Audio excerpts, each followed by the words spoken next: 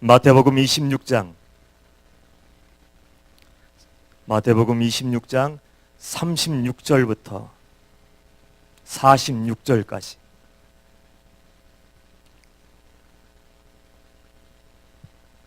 제가 한 절 읽고 여러분들을 한 절 읽고 교독을 하도록 하겠습니다. 마태복음 26장 36절. 예수께서 제자들과 함께 겟세마나리라 하는 곳에 이르러 제자들에게 이르시되 내가 저기 가서 기도할 동안에 너희는 여기 앉아 있으라 하시고,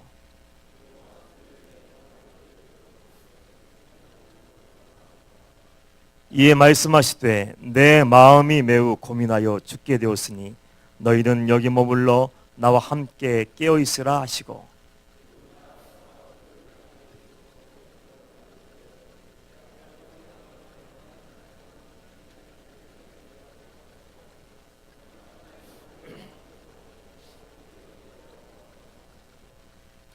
제자들에게 오사 그 자는 것을 보시고 베드로에게 말씀하시되 너희가 나와 함께 1시간도 이렇게 깨어 있을 수 없더냐.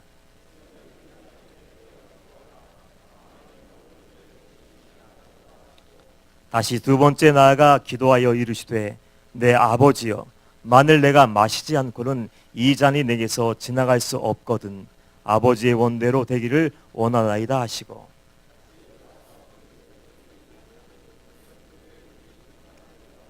또 그들을 두시고 나아가 세 번째 같은 말씀으로 기도하신 후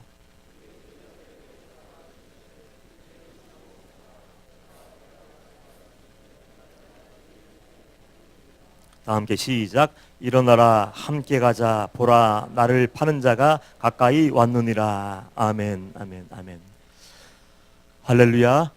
이 시간도 주님이 함께 하시고 성령께서 말씀하시는 깨달음의 시간 되기를 주님의 이름으로 축복합니다. 3월 1일부터 4월 16일 부활주일까지의 기간을 사순절이라고 얘기합니다. 사순절. 방주교회는 십자가를 다시 강조하지 않아도 1년 내내 십자가의 복음이 증거가 되지만, 그럼에도 불구하고 저와 여러분들은 이 사순절 기간을 보내면서 다시 한번 복음 앞에 서야 되고 다시 한번 십자가 앞에 서서 내 믿음을 점검하는 시간이 될 수 있어야 돼요. 3월 1일을 특별히 제의 수요일이라 부릅니다. 제. 왜냐하면 유대인들이, 이스라엘 백성들이 하나님 앞에 나아가 회개할 때 티끌을 날리며 제를 날리면서 회개를 했거든요. 그래서 그걸 본받았는지 모르지만 제 수요일로 명명을 하고 그날부터 마음속으로 죄를 뿌리는 거죠. 나는 죄인입니다. 나는 더러운 자입니다. 버림받은 자입니다 하면서 전심을 다해 주님 앞에 나가서 마음을 찢는 것처럼 통회하고 자백하며 회개하고 아버지께 돌아가는 특별한 기간이 바로 사순절이에요. 사순절 기간 동안 여러분들은 십자가를 깊이 묵상하기를 축복합니다. 십자가를 깊이 묵상하세요. 말로만 들었던 그 예수 그리스도가 아니라, 글자로만 봤던 그 예수가 아니라 그 예수가 나를 구원했어. 그 예수가 나를 새롭게 했어. 나의 모든 죄, 주홍빛 같은 모든 죄를 흰눈보다 더하게 하여 주옵소서 하면서 십자가 앞에 서는 거예요.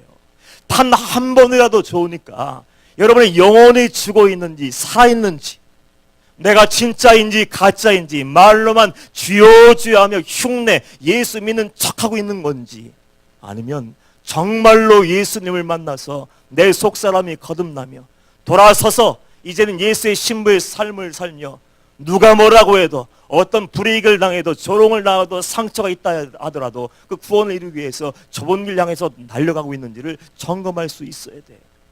왜냐하면 우리는 아무렇지도 않게 내 영이 죽어 있음에도 불구하고 아무런 위기의식을 느끼지 못해요. 우리는 예배드리면서조차도 아무런 감동이 없어. 예수님 앞에 나와서 예배하고 나를 위해서 십자가에서 그 붉은 피를 뚝뚝 흘려주신 예수님을 생각해도 감동이 없어요. 찬양에도 기쁨이 없어요. 기도에도 감격이 없어요. 하나님의 말씀을 들어도 한 귀로 듣고 흘려보내, 세상 뉴스 쓸데없는 그 이야기 듣는 것과 똑같이 듣고 흘려버릴 때가 얼마나 많습니까? 여러분, 그 예배 생활이, 그 예배의 순간이 과연 정상일까요? 아무런 부딪힘도 없고 충격도 없고 하나님은 내 심령 곳을 쪼개고 내 심령 깊은 곳에 숨어있는 그 은밀한 죄를 드러내시고 야, 이 죄를 잘라버려라 이렇게 말씀하시는데 우리는 고개를 뻣뻣히 세우고 그저 은혜 줘, 축복 줘, 응답받게 해줘, 그러게 의미 없이 돌아갈 때가 얼마나 많아요. 그 영혼은 살아있는 영혼이 아니에요. 이 자리에 나와서 예배하는 순간, 무릎 꿇는 순간 우리 주님 때문에 감사해야 되고 주님의 십자가를 생각하며 감격의 눈물을 흘려야 되고 눈물 없이는 예배를 드릴 수 없는 자가 될 수 있어야 됩니다. 바로 그 사람이 영이 살아있는 자예요. 만약에 내 마음속에 지금 감동이 없다, 나는 지금 하나님 앞에 나와서 예배한다는 코람내오 임재의식이 없다면 내 신앙을 빨리 끄집어내서 조치를 취해야 돼요. 조치를 취하지 않고 그냥 정상인 것처럼 그냥 그렇게 예배드리고 또 한 번 예배드리고 습관이 되고 영식이 되어버리면 우리도 어느새 주님 앞에 딱 섰을 때 이 독사의 새끼들아, 회칠한 무덤이요 화이 맞은 양심이 되어서 단단하게 굳어져 죽어버린 그 심령 가지고 나와서 예배하고 하나님과 관계없는 삶을 살다가 지옥불에 영원히 불타는 지옥불에 던져질 수밖에 없는 거예요. 조치를 취해야죠. 우리 목사님이 항상 말씀하시는 것이 뭐예요? 우리가 정말 구원받은 자녀라면 점검해야 돼. 내가 예배 자리에 나왔든지 방직교회에 앉아있든지 다락방에 올라가서 예배든지 내 신앙을 끄집어내라. 내 믿음을 끄집어내서 말씀 앞에 딱 서는 거예요. 사람 앞에 서서 인정받는 것이 아니라 내 관점과 기준을 세워서 아, 나 이 정도면 됐지, 그러면 안심하며 가는 것이 아니라 말씀 앞에 딱 서는 거예요. 주님이 내 앞에 서 계신 것처럼, 주님이 얼굴을 보는 것처럼 벌벌벌 떨리는 영혼을 가지고 두렵고 떨린 마음을 가지고 나와서 내가 정말 죽은 자인지, 말씀이 뭐라고 얘기하는지, 하나님 내게 뭐라고 말씀하신지 그 말씀만 앞에 서서 비추어 보며 나의 잘못된 모든 부분들을 잘라내고 빼버리고 도려내지 않으면 우리는 죽을 수밖에 없는 거예요. 성도의 사명이 무엇입니까? 구원받는 건 줄 믿습니다. 천국에 가는 거, 그죠? 천국에 들어가는 거죠? 다시 한번 얘기할까요? 우리의 사명, 우리의 소망은 구원받고 천국에 들어가는 것인 줄 믿습니다. 그것이 소망이어야 되는데 그것이 희미해지고 아무런 감동도 없다면 그 사람은 도대체 누구입니까? 우리 목사님이 언젠가 이런 간증하셨죠. 우리는 원로원 목사님들을 섬깁니다. 그래서 많은 분들을 섬겨요. 그런데 한때는 하나님의 손에 붙잡혀서 성령의 뜨거운 불을 받아서 전 세계를 다니면서 전국 방방목곡을 다니면서 불 받으라고 외쳐대고 구원받으라고 외치고 회개하라고 외쳐댔던 그 위대한 목사님들, 부흥 강사 목사님들이 있어요. 그분들 얼마나 뜨거웠는지 몰라요. 일주일 내내 불 받아라, 일주일 내내 회개해라, 그 얘기만 하고 가셨어요. 근데 그 목사님들 은퇴하고 이제 주님 앞에 갈 날이 얼마 남지 않은 그분들 입에서 나온 얘기를 들으면 여러분 깜짝 놀라실 거예요. 일평생 복음의 역사를 이루었던 그분이 지금 뭐라고 얘기하는지 아세요? 전부 다는 아니지만 어떤 분들은 이렇게 얘기한대요. 예배 시간에 박수를 치면서 찬양하면 고개를 쓱 돌려서 째려본대요. 째려보고 야, 박수 치지 마, 시끄러워. 목소리 높여 찬양하면 야, 입 다물어, 시끄러워, 떠들지 마. 입을 열어서 기도하면요, 야, 방정맞게 기도하지 마. 그러면서 이런 얘기를 한대요. 천국이 어딨어? 지옥이 어딨어? 왜 그럴까요? 처음부터 그분들이 그렇게 했을까요? 처음에는 불타오르는 뜨거운 열정을 가지고 주님을 사랑하는 마음이 뜨거워서 주님이 딱 불러내서 종으로 세우시고 복음을 증거하게 했지 않습니까? 한때는 뜨거웠었어요. 여러분들도 기억해야 돼요. 한때 뜨겁고 함께 뜨거운 불이 타오르는 그 열정을 가지고 신앙생활을 했던 것은 아무 소용이 없습니다. 구원도 현재이고 살아있는 신앙도 항상 현재형이에요. 현재예요. 지금 내 영혼이 죽어있고 내 심령 속에 냉랭하며 하나님 앞에 나와 예배하면서 하나님의 음성이 들리지 않는 상태가 됐다면 그 영혼도 죽었던지 변질되어 있는 상태가 분명한 거예요. 한때는 뜨거웠던 분들이 왜 그렇게 망가졌을까? 다른 거 아닙니다. 예수 그리스도의 십자가를 놓쳐버리면 그래요. 예수님 한 번만 딱 바라보고 어떤 고난이 와도 어떤 절망이 와도 시련이 와도 두려워하지 않고 버텨낼 때는 십자가 주님만 바라봤습니다. 주님만 바라보고 달려갈 때는 괜찮았는데 하나님을 사랑하는 마음도 뺏겨버리고 하나님을 두려워하는 마음도 잃어버리고 말씀도 던져버리고 말씀 따로 내 생각 따로 이중적인 삶을 살며 교회 안에서는 경건한 모습으로 다 예배하고 있지만 집에 나가서 혼자 있을 땐 모든 죄를 다 저지르고 있다면 그 심각한 거 아닙니까? 우리도 떠내려갈 수 있는 거 아닙니까? 그래서 우리는 사순절 기간 연례 행사로서 그냥 매년 그냥 형식적으로 보내는 시간이 아니라 이 사순절을 통해서 나태해진 내 신앙을 끄집어내는 거예요. 변질되어버린 내 신앙을 끄집어내서 회개하고 회복하는 은혜의 시간이 되어야 됩니다. 그 시간이 되기를 축복합니다. 그 은혜를 꽉 붙잡아야 돼요. 성경 읽을 때 얼마나 무서운 이야기들이 많이 나오는지요. 여러분 요한계시록 읽어보면 소아시아 7교회가 나오지 않습니까? 그 7교회가 얼마나 멋있는 교회예요. 예수님 당시에 그리고 초대교회 사도들이 세웠던 그 교회가 얼마나 뜨거웠겠어요. 그 당시 예수를 믿는다는 것은요 생명을 거는 거였어요. 우리처럼 일주일에 한 번 딱 1시간 예배 드리고 신앙생활 잘하고 있지 나 주일날 나와서 교우 같이 함께 1분 동안 기도하고 와 나 정말 신앙생활 멋지게 하고 있지 이렇게 살아가고 있는 사람들하고 하는 하늘과 땅 차이예요. 우리는 성도도 아니에요. 그 사람들은 날마다 모여서 찬양하고 기도했습니다. 모든 것을 다 잃어버리고 정신 나간 사람이라고 조롱을 받고 핍박을 받아도 집을 뺏기고 땅을 뺏기고 내 안락한 모든 삶의 기관이 성도의 다 무너진다고 할지라도 그 사람들은 예수님 때문에 기뻐하고 감사했어요. 왠지 아십니까? 주님만 바라보고 주님이 허락하실 천국이 눈에 생생하게 보여졌기 때문에 그래요. 그런데 그 소아시아 7교회를 향해서 주님이 뭐라고 말씀하십니까? 에베소 교회 얼마나 열심히 있었는지 그대 인내와 그대 열심을 예수님이 칭찬하셨어요. 그런데 겉에 드러난 모습은 아무것도 아니에요. 얼마든지 포장할 수 있고 얼마든지 가면 쓸 수 있고 얼마든지 예수 믿는 척할 수 있더라고요. 그러나 사람은 속일 수 있지만 하나님은 못 속이는 거예요. 불꽃 같은 눈동자로 심령 속을 딱 들여다보니까 이건 가짜들이 왜 이리 많은지요. 그래서 예수님이 요한계시록 2장 5절에서 뭐라고 말씀하십니까? 너희들의 행위와 인내를 내가 기억하고 있는데 그런데 한 가지 문제가 있어. 너희들 어디서부터 잘못됐니? 어디서부터 변질되었니? 어디서부터 떨어졌는지 생각하고 회개하지 않으면 안 돼. 누가 말씀하셨어요? 임철 목사가 화나서 얘기한 게 아니고 예수님이 심각하게 경고하신 거예요. 너희들 믿음 좋다고 소문난 에베소 교회 성도들아, 열심을 내던 너희 성도들아, 너희들 어디에서부터 잘못되었니? 너희는 첫사랑을 잃어버렸어. 하나님을 사랑하지 않는 예배가 의미가 있겠습니까? 예수님을 사랑하지 않는 예배가 의미 있겠습니까? 사랑이 빠져버리고 순결함이 빠져버리고 거룩함이 빠져버리고 하나님 앞에서 예배드릴 임재의식이 없고 그저 1시간 때우고 가야지 그런 마음 갖고 예배드리면 안 되지 않습니까? 그걸 잃어버리고 우리는 다 똑같이 책망받을 수밖에 없는 거예요. 빨리 돌이켜 회개해. 어디서부터 변질되었는지 하나님을 뜨겁게 사랑하고 생명을 내어줬던 너희들이 왜 이 모양 이 꼴이 되었어? 돈이 문제니? 이성이 문제니? 재미가 문제니? 그 무엇이 문제니? 빨리 생각하고 내가 어디서부터 넘어졌는지 그 넘어진 자리로 돌아가 회개하고 다시 일어서지 않으면 너는 소망이 없어. 사대교회는 어떻습니까? 얼마나 많은 성도들이 있겠어요?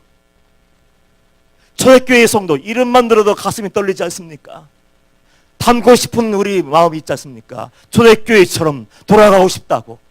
초대교회처럼 정말 돌아가기를 원한다면 예배의 자리부터 나오십시오. 날마다 모여 예배하고 찬양하는 그 자리가 먼저 회복되어야 돼요.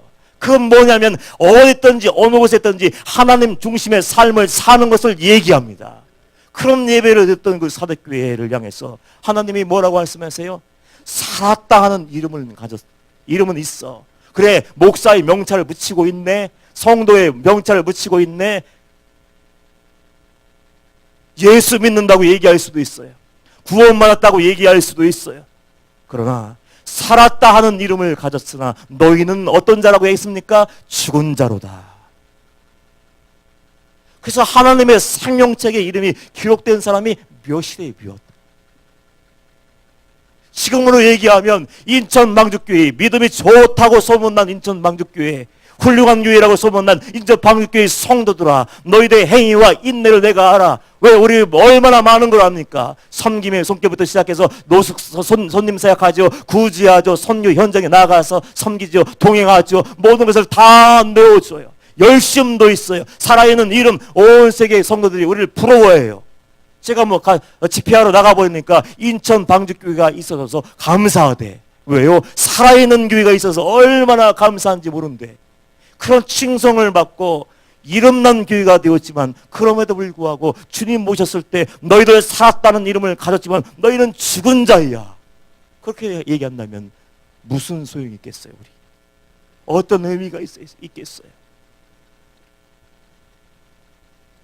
그래서 우리는 매일매일 내 신앙을 십자가 앞에 나가서 점검하지 않으면 안 되고, 주님이 나를 위해, 나를 살리기 위해서, 구원하기 위해서 치루었던 그 대가가 무엇인지를 꼭 기억해야 돼요. 여러분들 예수님을 생각하고 막연하죠. 주님이 왜 나하고 어떤 상관이 있는지, 그 주님이 정말 나를 위해서 이 땅에 오셨는지, 주님께서 십자가에서 돌아가실 때 그 사건의 현장에 없었으니까 그 아픔과 처절함이, 그 고통이 어떤 것인지 아무런 느낌도 없고 감동도 없어요. 그러나 분명한 것은 주님은 바로 여러분을 구원하기 위해서 생명을 내어주셨다는 거예요. 그 예수님을 날마다 묵상하고 생각하며 그분의 이름을 부르며 기도하지 않으면 성도의 삶을 살아낸다는 것은 하늘의 별 따기보다 어려운 거예요. 주님이 오늘 본문에 보면 뭘 하고 계세요? 겟세마네 동산에 올라가서 지금 기도하고 있습니다. 기도하고 있어요. 겟세마네의 지명의 뜻이 무엇입니까? 기름을 짜는 틀이래요. 틀. 기름을 짜는 거예요. 아주 의미가 있지 않습니까? 영혼을 위해서 예수님이 겟세마네 동산에서 올라가서 기도하는데, 지금 기름 짜는 것처럼 기름을 짜내듯이 모든 삶의 진액, 모든 영혼의 상기를 다 뽑아내는 그 고통을 겪으면서 기도하고 있는 거예요. 기름을 짤 때는요, 무거운 볼로 지지겨 버렸답니다. 무거운 돌로 그냥 눌러버렸어요. 그 모습이 얼마나 예수님의 모습과 동일하게 보여지는지, 예수님이 그 겟세마네 동산에 올라가서 기름을 짜내듯 지금 처절한 영혼의 싸움을 싸우며 기도하고 있는 거예요. 그 모습을 자세하게 우리 묘사하고 있습니다. 39절 말씀 보면 조금 나아가서 얼굴을 땅에 대시고 엎드려 기도하여 이르시되,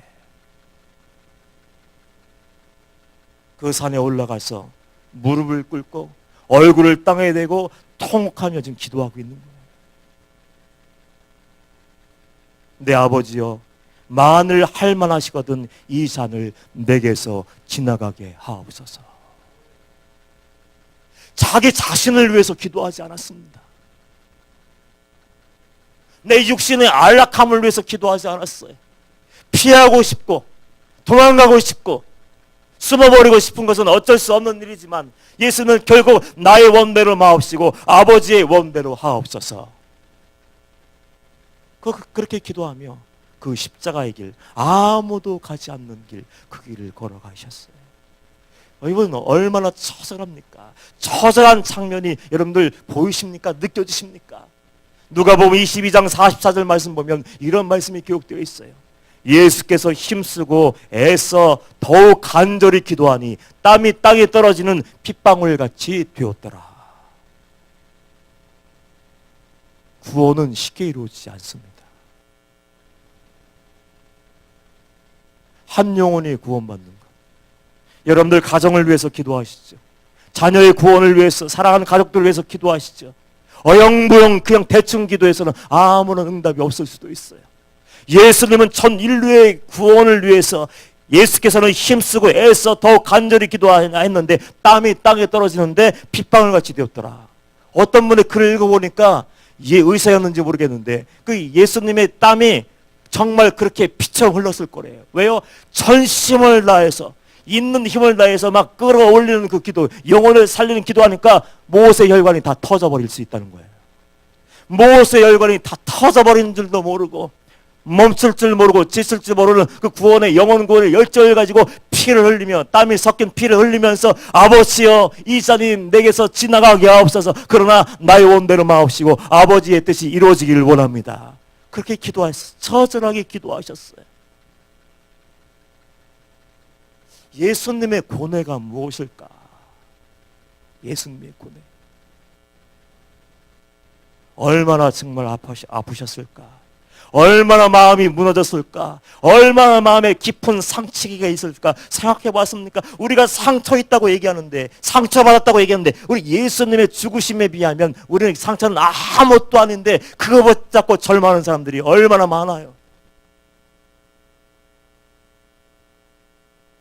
예수님은 기도하시면서 가룟 유다를 떠올리셨을 거예요. 가룟 유다. 예수님은 가룟 유다요, 마지막 순간까지 살려내려고 어떻게 해서든지 구원하려고 애를 쓰셨어요. 그 순간에도 지금 기도하고 있었을지 몰라요. 예수님을 팔려는 마음을 먹었어요. 그 생각을 던져버리지 않으니까 사단이 그 마음속에 들어가다 주인이 되어버렸습니다. 결국 예수님을 팔게 되었어요. 적어도 저는 가룟 유다에게 3번의 기회가 있었다고 생각해요. 바로 그 사람이야. 바로 그 사람이야. 누군가 나를 팔 거야. 본인은 알잖아요. 본인은. 내 영혼이 죽었는지 살아있는지, 내가 예수님을 팔 것인지 팔지 않을 것인지 본인은 분명하게 알고 있었기 때문에 예수님이 슬쩍 바로 그니라, 바로 그 사람일 거야 얘기했다면, 그게 살아있는 영혼이면 마음을 찢고 당장 회개하며 주님 죄송합니다. 제가 돈에 눈이 팔려버려서, 욕심에 눈이 팔려버려서, 육체의 정욕에 눈이 팔려버려서, 세상의 즐거움에 눈이 팔려버려서 예수님을 팔아먹었네요. 그 마음을 먹었네요. 제가 죄인입니다. 회개했을 텐데. 영이 죽어버린 자들은요, 말씀이 안 들려요. 왜 말씀이 안 들릴까요? 왜 말씀이 은혜가 안 될까요? 영혼이 죽어버렸기 때문에 안 들리는 거예요. 영혼이 산 자는 성경 말씀 딱 펴놓고 성경 말씀 한 구절만 읽어도 은혜가 임할 거예요. 그게 산 자 아닙니까? 그런데 유다는요, 뻔뻔해. 예수님이 말씀하셔도 아무렇지도 않은 듯이, 예수님이 말씀하셔도 시침이 뚝 떼고 태연하게 누구예요? 물어보고 하다 한다니까 예수님이 뭐라고 말씀하셨습니까? 마태복음 26장 23절 말씀 보면 대답하여 이르시되 나와 함께 그릇에 손을 넣는 그가 나를 팔리라. 어떻게 말씀하셨어요? 이제 지목한 거예요. 내 그릇에 누가 손을 넣을 거야. 같이 밥 먹고 차를 마시며 지금으로 얘기하고 구원의 역사를 위해서 이렇게 얘기하는 그 사람, 내 그릇에 그날에 손을 넣는 그자가 바로 그다. 그렇게 얘기했을 때에도 가룟 유다는 마음의 문을 다 닫아버렸습니다. 결국 각기 제 길로 갔거늘. 예수님의 곁에 있으면 뭐예요? 예수님의 12 제자가 되면 뭐예요? 3년 동안 예수님을 따라다니면 뭐예요? 우리도 마찬가지예요. 우리 목사님을 존경하고 사랑하며 우와 주옥 같은 하나님의 말씀을 들으며 삶으로 살아내는 분이네, 정말 성자 같은 분이네 존경하고 감동받으면 뭐예요? 그걸로 끝나면 아무 의미가 없는 거예요. 그 다음에 있어야지. 정말로 감동받고 은혜 받았다면, 구원받았다면 잘라버릴 거 다 잘라야지. 우리 학생들이 여기 있는데 이 영혼들을 빨아들이는 더러운 것들 많지 않습니까? 요즘 컴퓨터 얼마나 위험하니, 핸드폰도. 그런 걸 다 끊어버리고 이제 정말 주님만 사랑하며 그 모든 주어진 시간 성경 읽고 기도하고 남은 시간을 다 공부에 오후를 내서 꼭대기에 올라가서 쓸데없이 동성애자 법을 통과시키고 멋쩍어 하는 것들 다 입을 닥쳐버려. 그렇게 만들고 하나님의 사심을 증거하면 얼마나 좋겠습니까? 여러분들도 마찬가지, 직장에서도. 그런데 그런 사람이 없는 거예요. 은혜 받았다고 얘기하고 방직교회 성도라고 얘기하고 목사님 주위에서 몇십 년 동안 얼쩡거렸다고 얘기하지만 그것으로 끝나버린 사람이 얼마나 많아요. 그 가룟 유다는 결국 예수님을 팔아버렸어요. 베드로는 어떻게 했습니까? 내가 주를 위해서 죽으면 같이 죽을 거예요. 주님이 감옥에 갇히면 나도 옥에 갇혀 있을 거예요. 천만의 말씀이요. 큰 소리 치는 사람 절대로 믿지 마십시오. 제일 먼저 도망갔어요. 제일 먼저. 그리고 나가서 어떻게 했습니까? 저주하고 욕하고 부인하고 지금으로 얘기하면 뒤에 가서 떠들고 수근거리고 원망하고 불평하고 다 도망가 버렸어요. 그 상처가 얼마나 컸을까요? 내가 사랑했던 그 사람이 나를 배신해, 내가 사랑했던 그 사람이 내 가슴에 비수를 꽂아 내 마음을, 심장을 난도질 내버렸어. 그 고통이 얼마나 컸을까요? 나가서 결국은 사단에게 꽉 붙잡혀서 지옥에 들어간 것을 다 아셨을 텐데 그 고통이 얼마나 컸을까요? 나가서 또 한 가지를 생각해 보았어요. 그 처절한 영적인 싸움을 벌이는 그 현장에 사단, 내 마귀 대장이 왔을 거예요. 대장이 와서 간절히 기도하는 예수님의 귀에 속삭이기 시작했습니다. 예수, 내가 아무리 몸부림쳐도 십자가의 길을 걸어가고 십자가에서 못 박히고 옆구리에 창이 찔리고 물과 피를 다 쏟아진다 할지라도 한 명도 구원받을 수 없고 한 명도 변화시킬 수 없다. 봐! 가룟유다 도망갔잖아. 봐! 베드로 부인하고 저주하고 도망갔잖아. 다 도망갔다. 너를 사랑하는 자가, 너를 따르겠다고 목숨 걸었던 자가 누가 남아있니? 너는 실패한 자야. 그런 얘기를 했을 때 예수님 마음은 얼마나 무너졌을까.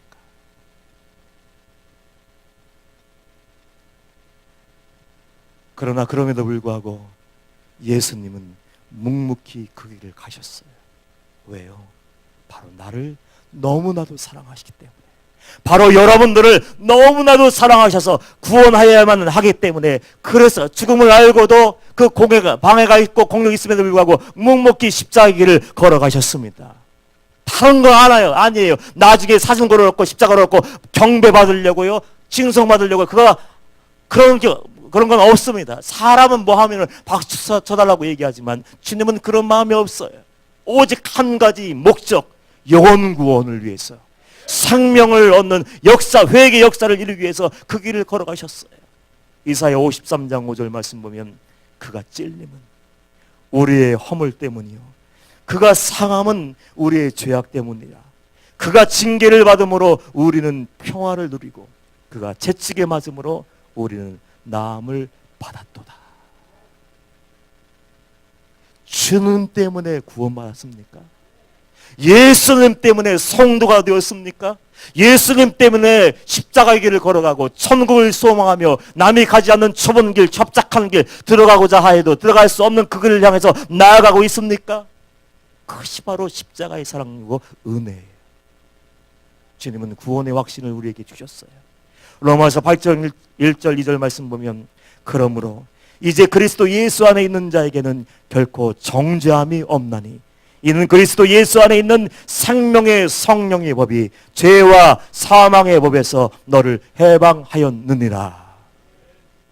이것이 은혜이고 이것이 사랑이에요. 저와 여러분들이 이 사랑을 정말로 경험한 자라면, 예수님을 만나고 좁은 길 걸어가는 자라면, 여러분 자아를 끄집어내십시오. 이 시간 내 고집도 끄집어내십시오.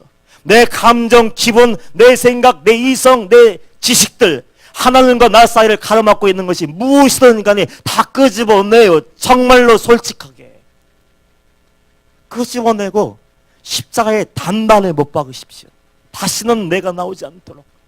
그리고 구원받은 자답게, 그 사랑을 경험한 자답게 주님을 위해서 사세요. 제가 사도 바울 좋아하죠. 그 바울은요, 예수님 만난 순간부터 인생이 바뀌었어요. 지금처럼 부흥회 가면 호텔방 잡아주지도 않아요. 고급 음식점에 데려가서 음식을 주지도 않아요.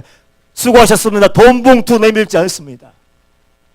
그런데도 사도 바울은 돌에 맞아 죽을 뻔했어도, 감옥에 갇혀도, 물에 빠져 죽고 굶주리고 헐벗음에도 불구하고 끝까지 선한 싸움을 싸우고 끝까지 달려가고 그리고 믿음을 지켰어요. 왜 그렇게 살았습니까? 사도 바울이니까 그렇게 했다고요? 우리 박보영 목사님이니까 가능하다고요? 앞에 서서 말씀 증거하는 우리 종들이니까 그렇게 가야 된다고요? 천만의 말씀이에요. 주님의 사랑을 경험하고 십자가를 만난 사람은 삶의 모든 자리에서 빛과 소금의 사명을 감당하며 그 길을 걸어갈 수 있어야 돼요. 그 이유가 무엇입니까? 사도 바울이 고린도후서 5장 4절에서 14절에서 이렇게 고백하여 그리스도의 사랑이 우리를 강권하시는도다. 그리스도의 사랑이 나를 붙잡았어. 감고 되는 건 다른 거 아니에요. 그 사랑이 나를 끌어당기는 거예요. 사랑의 팔로 나를 안아주시고 붙잡아주시고 언제나 나와 함께 하셔요. 그 사랑을 알고 그 은혜를 맛보아 알았기 때문에 그렇게 사는 거예요. 우리는 표어만 외쳐대고 구호만 외쳐대는 그 껍데기 신앙을 던져버려야 돼. 이제는 정말로 이 사순절 기간이 여러분 전환점이 되게 하십시오. 내 신앙의 을 점검하고 내가 살았는지 죽었는지 가짜인지 진짜인지 정말 점검하고 여러분의 심령 속에 거룩한 성소에서 성령의 불이 활활 타오르게 하시고 그리고 그 내가 받은 구원의 은혜와 사랑을 마음껏 흘려보낼 수 있는 거룩한 통로가 되게 하십시오. 그러기 위해서 우리가 한 가지 더 기억해야 돼요.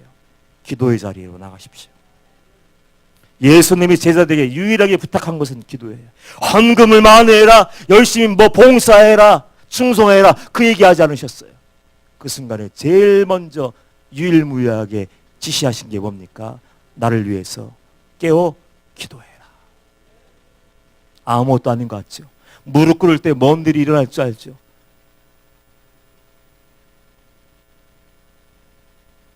기도할 때 하늘 문이 열리고 기도할 때 가정에서 구원의 문이 열리고 기도할 때 자녀가 돌아오고 병든 자가 치유되는 역사가 일어나는 거예요. 정말 진짜 기도해보세요. 주님만 바라보고 주님만 생각하고 하나님의 영광을 위해서 기도해보세요. 정말 기도 잘하면은 수지 맞습니다. 왠지 아세요? 주님 앞에 나가 진실한 기도, 전심으로 기도를 드리면 내 죄를 발견하게 돼요. 방질 목사님, 평생토록 내 마음속에서 회개의 눈물이 마르지 않게 하옵소서. 그렇게 기도했던 그 목사님이 이런 얘기를 하셨어요. 기도는 내 안에 남아있는 죄를 발견하는 현미경이야. 현미경. 눈으로 볼 수 없는 것을 볼 수 있게 해주는 게 현미경 아닙니까? 진실한 기도, 하나님을 감동시켜드리는 기도는 현미경에 대해서 내 안에 아직 남아있고 권리를 주장하며 나를 죄의 아래로 끄집어내리는 그 죄의 본질을 보게 하고 그리고 온전한 회개를 이루게 하고 하나님만 바라보게 해요. 그러면 그 사람을 통해서 구원의 역사가 이루어지게 됩니다. 새벽 예배 나오실 분은 나오시고요. 특별히 주일 나오셨으니까 오후 예배 나오세요. 요즘 우리 전도사님들 설교 말씀이 얼마나 뜨거운지 주여 한번 하고 기도하는데 하늘문이 열리는 것 같아요. 은혜 받으시고 방주교회가 마지막 세대 정말 구원의 방주가 될 수 있도록 우리 종들이 먼저 초범길 앞장서 달려가고 앞에서 끌고 뒤에서 밀고 함께 걸어갈 수 있는 우리가 될 수 있도록 함께 기도하고 아무것도 아닌 그 기도 때문에 구원의 문, 은혜의 문이 열리는 거예요. 그 일에 동참하시기를, 그래서 주님과 함께 동행하는 그 길 되시기를 주님의 이름으로 축복합니다. 우리 찬양할까요? 아버지 사랑 내가 노래.